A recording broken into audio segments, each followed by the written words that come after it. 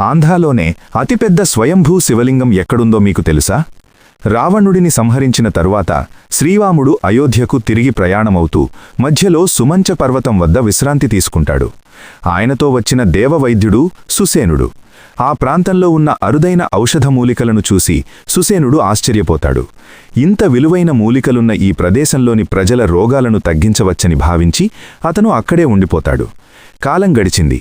సుసేనుడు శివుడి కోసం ఘోర తపస్సు చేస్తూ తన శరీరాన్నే త్యజించాడు. కొన్ని రోజుల తరువాత రాముడు హనుమంతుడిని పిలిచి సుసేనుడు గురించి తెలుసుకొని రమ్మని పంపిస్తాడు.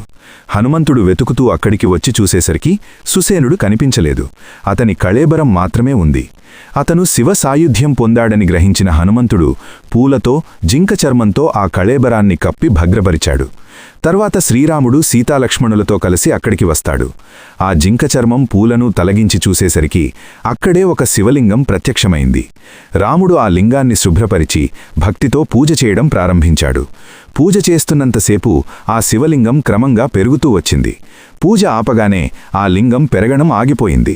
ఆ ప్రాంతాన్ని పాలించే రాజు ఎప్పటినుంచో ఈ శివలింగానికి గుడి కట్టాలని అనుకుంటాడు. కాని శివుడు అతని కలలో దర్శనమిచ్చి, నేను ప్రజలకు ఎండల్లోనూ వానల్లోనూ ఇలాగే దర్శనమివ్వాలనుకుంటున్నాను, నాకు ఎలాంటి గుడి అవసరం లేదు అని స్పష్టం చేస్తాడు.